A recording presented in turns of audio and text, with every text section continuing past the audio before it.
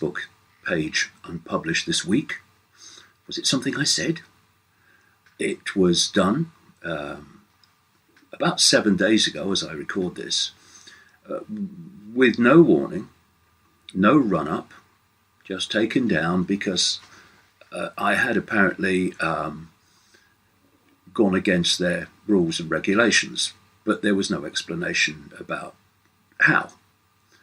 And they ignored us for virtually a week, asking what's happening, why is this gone on? And then last night, out of the blue, one of our requests was finally answered with the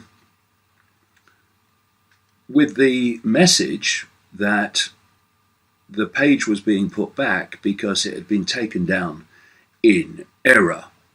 Yeah, and I'm a Cocker Spaniel. And it highlights, again, the power, as I'll come to, a tiny few people have in controlling the information that people receive or don't receive. And this power is being used ever more blatantly to censor information that is challenging the official narrative and emphasizing that which supports the official narrative. People's YouTube channels, Facebook pages, Twitter access is being deleted with increasing extremism, so that this narrative that people receive, from which people's perceptions come, can be controlled. And this has been the plan from the very start. You know, whether people accept it, and more people are, world events, society transforming events, are not random. They're planned in a sequence leading to a goal at the end of it, which is the complete subjugation and control of human society. And so the plan from the start was through the internet, which was created by the military organization, DARPA, the technological development arm of the Pentagon that makes things like death rays. I mean, I'm sure they did it because they cared about the global population being able to communicate with each other freely. Wasn't the idea at all. It was to create a global network of information and communication, which could then, by its technological, digital nature, be centrally controlled, and the flow of information controlled, not in the end even by human intervention, but by algorithms and artificial intelligence, which is what is increasingly happening now. And the plan was to replace newspapers and even the forms and sources of television, etc., that we've had so far, with algorithmically controllable internet forms of communication. And to seize that control, corporations, which became giant corporations like Facebook, and Twitter, and Google owned YouTube, were created, or at least taken over, to create this centrally controllable information source. And for a while, it seemed that the internet and all that was happening was a good thing, because we did have the free flow of information. There wasn't censorship. But of course, if you're going to sell something to people and get them addicted to it, get society basically dependent upon it, then you don't reveal it as it's meant to eventually become. You reveal it in a way that people like. Oh yeah, I like this. Say what you like. And then, as these corporations like Facebook and Google have got more and more monopoly power, well, you use us or you don't do it. It's increasingly becoming. Then, once that monopoly power was increasingly getting closer and closer and closer, then they decided, actually, we're not going to have the free flow of information, because actually that was not what it was all about from the start. You asked DARPA. And so we've seen increasingly, using made up excuses, the gathering censorship of information that's challenging the official narrative, not just from the perspective I'm coming from, but from almost any perspective, which is getting people, crucially, to question what authority tells them is the truth and is reality. And we now are seeing the demise of newspapers, which, although they've always been manipulating information from political and corporate reasons, they cannot be censored in the way that internet sources can, through algorithms. There at least has to be, most of the time, some kind of discussion, or there can be, into why is this not getting in the paper? Why is that being censored? But with algorithms, it just happens. No debate necessary or increasingly possible.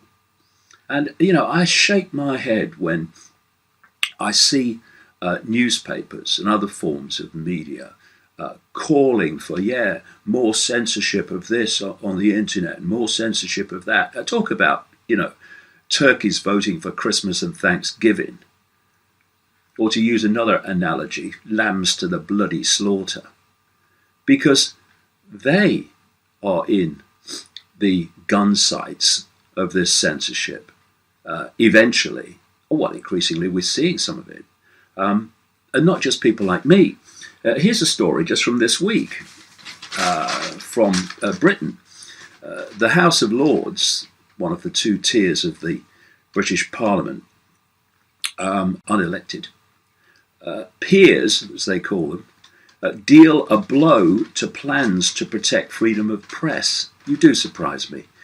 Unelected peers eager to muzzle the media last night inflicted a painful blow on plans to protect press freedoms. Following a lengthy and bad-tempered debate, the House of Lords voted for a series of amendments which would curb the media's ability to investigate corruption and other scandals. See, while the mass of the mainstream media is just a propaganda operation for the official version of everything, there are still some real journalists in there who do still do some good journalism on the level of the whole conspiracy that they operate on. And this cabal of censorship and control wants them as well. So it really is about time that the genuine alternative media and the genuine mainstream media started to talk to each other and come together to resist this as one unit instead of divide and rule, where the mainstream media thinks the demise of the alternative media and its suppression is a good thing because of all the traffic and audience that the alternative media has taken from the mainstream in recent years. Because this is something that is not only not going away, it's not going to stay at the level it is now. This censorship is designed eventually to become total. I'll give you an example, talking of the topical story about my Facebook page being unpublished. for nearly a week. Algorithms have been used to suppress how my information circulates around the internet in the most obvious ways. The following support for my Facebook page was going through the roof, month after month after month, climbing and climbing and climbing rapidly. It got up into nearly 800,000 people on the page. And then, overnight, virtually, some years ago, that stopped. And when they unpublished the page a week ago, the numbers supporting the page were about the same, just slightly less than there were years ago when this algorithmic intervention began. Suddenly, kind of almost overnight, instead of getting hundreds and thousands of responses to information that I've posted, it was in the tens often because of this algorithmic censorship. The people that wanted to see the information through the page were simply not getting it. And I have used Facebook on the basis of using the system to expose the system. I've actually somehow, don't know how I managed it, I've resisted the need and the temptation to take a picture of me dinner every time I eat and let everyone know. I've used the platform, if you like, to expose what's going on from the network that actually controls the platform, ultimately. And that has been fine up to this point where the decision was made, we've got to stop this information circulating, and now it's becoming more and more difficult. This video, when it goes on YouTube, its circulation numbers will be suppressed because of its content. Talk to anyone around the alternative media and they'll tell you the same. There is a war on alternative information because the system is terrified of it. And like I say, the number of people that now control vast, vast swathes of information that people receive or don't receive, that impacts itself on the nature of human discourse and fundamentally impacts itself upon human perception, which comes from the information that people receive. The small number of people that are controlling that is extraordinary. Just go through a few numbers. First of all, depending on what source you look at, it's reckoned there's about 15 million Jewish people in the world out of a population of 7.5 billion. Now, significant numbers, very significant numbers of those Jewish people, that 15 million, will not only not support Zionism, which is a political philosophy, not a race, let's not forget, but they vehemently oppose it. We've had the American Rabbi Shapiro, saying that Israel is not the Jewish people and Zionism is an assault on his religion. So Zionism and Jewish people are not the same thing.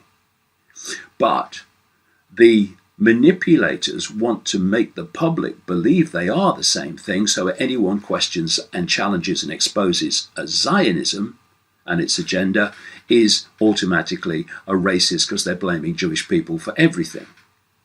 Well, here's someone who's not. You know why? Because it's not true. Then you have a large number of that 15 million who support Zionism, but on the basis that they support the existence of Israel and what goes with it.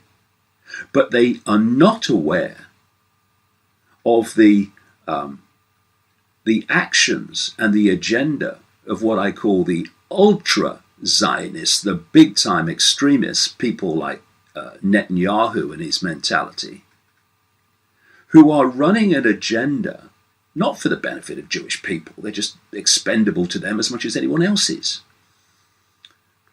But an agenda that benefits the 1%, as they've been called. So you're looking then at 15 million people in a world of 7.5 billion. You're looking at a significant number of them who oppose Zionism, a much larger number who support Zionism but not in awareness of what the ultra extremists within it are doing and to what end. And that leaves a tiny few ultra-Zionist zealots who are the ones that I'm talking about. And it's not just them, they're just part of this global web of manipulation that includes people from all backgrounds in the end. So let's just look at this small number. I mean, okay, never mind the small number. Let's take 15 million. Let's take that figure as a whole. Out of this tiny number of 15 million people in a world of 7.5 billion, five of them have control of the flows of information that come through Google, comes through Google-owned YouTube, and comes through Facebook. Out of that tiny number, we have at Facebook, we have that giant corporation run by Mark Zuckerberg and his chief operating officer, Sheryl Sandberg. At Google, we have the creators and controllers, well, at least on one level, Sergey Brin and Larry Page. And at Google-owned YouTube, the CEO is another Zionist called Susan Wojcicki, who is the sister of the former wife of the Google founder, Sergey Brin. So there you have 5 people who can dictate the rules and regulations on the basis of what is seen on YouTube, what is seen on Facebook, and the nature of the search engine emphasis and suppression of information that goes on with Google. And not only that, these corporations are also hiring ultra-Zionist hate groups who set out to get the public to hate their targets, hence I call them hate groups, like the Anti-Defamation League, and in Britain, the Campaign Against Anti-Semitism, the CAA, that works so hard to have my public events banned. They are being hired by these same companies to advise on what should and should not be censored. The CAA was created out of nowhere with private funding in the midst of the mass murder and slaughter of Palestinians, civilians and children in 2014 with the state-of-the-art weapon attacks on Gaza. It was created amid that to mitigate the appalling public relations image, understandably, of Israel at that time. And within no time, the CAA was walking the corridors of power, meeting people like Theresa May. And why did that come about?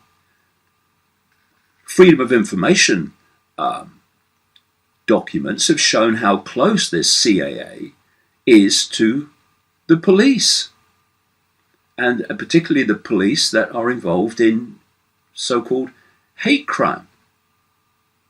And these are the organizations with total allegiance to Israel, who are being hired by these companies controlled by people with allegiance to Israel to advise them on what should and should not be censored.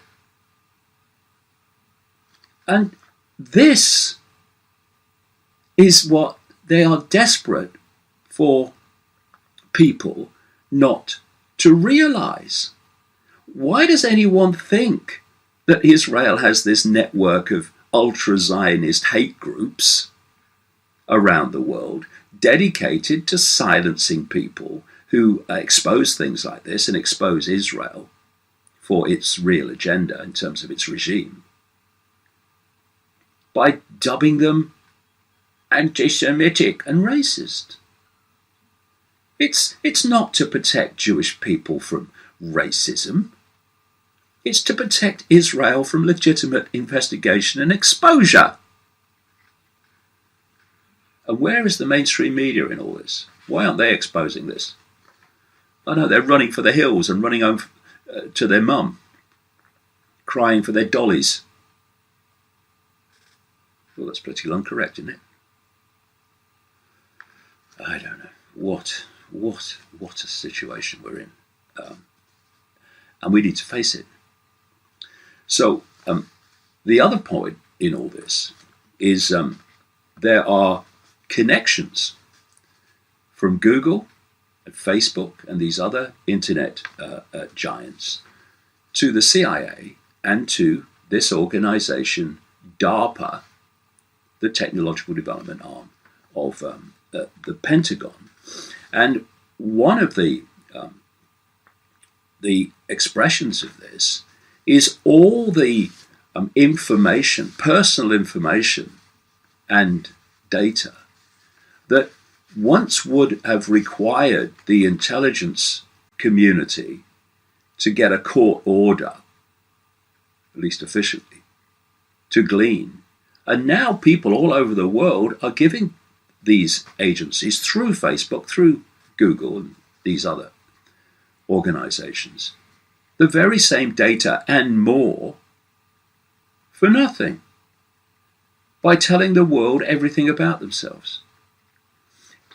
This so-called social media, it's just bringing people together, is a surveillance and information gathering operation on a global scale the world has never seen before. And another part of this is the effect that it's having on human discourse and the psychological state of people that use these so-called platforms. Many former investors, executives, and so on of Facebook have come out in recent times pointing out the catastrophic effects, not least psychologically, on people that the Facebook communication system creates. And they're saying now, of course, they've made their bloody millions and billions from Facebook, but now they're saying, well, no, it's a problem. Well, it is a problem. And one of the things that's pointed out is this brain chemical called dopamine, which is something that is related to the feeling of pleasure. And it's also connected to addictive drugs, because when you take those, you have an increase in dopamine production. It is in itself a drug if it gets out of hand. For instance, if you have too much of it, it can trigger things like schizophrenia. And what's happening is this Facebook situation is creating addicts to Facebook. The same with Twitter. Addictions. How? Because, and by the way, some of these executives and former investors that have come out and criticized Facebook have said that the addicting people to it was the idea from the start. And part of that addiction is the dopamine rush that many people get from getting a like or getting a nice comment. And once you start getting addicted to that, you want to go back and you want more. So you become addicted to Facebook. And another thing comes from this. If you want nice comments and likes and all this stuff, then you've got to tell people what most people will agree with. So you'll get the like. And this is where virtue signaling and a lot of that stuff comes from. And what this means is you are getting people to say what the majority agree with, just to get this feedback. And this is part of the creation of the hive mind, the hive opinions, the hive perceptions that are destroying the diversity, not only of communication, but the diversity of even thought, opinion. Add to that the abuse and the intimidation of those that challenge this hive perception. And you've got a situation of carrot and stick, pushing people into this tiny area of perception, which suits the state, might suit the state as well, but it suits the state in terms of what it wants people to believe, because then it's dictating what people perceive. And one of these people that was connected to Facebook who's come out is a guy called, if I can find him, Roger McNamee. And he has set out 8 things that he says need to be done to sort this out. Well, they're good, but more than this is required. And these are the 8 things, he says, to sort Facebook out. And indeed, he's talking about social media as a whole, really. Number 1, banning bots that impersonate humans. Now, you would think, if you were interested in the free flow of information and the non-manipulation of that information, that not having bots that weren't human but were claiming to be would be an absolute gimme. No discussion necessary, really.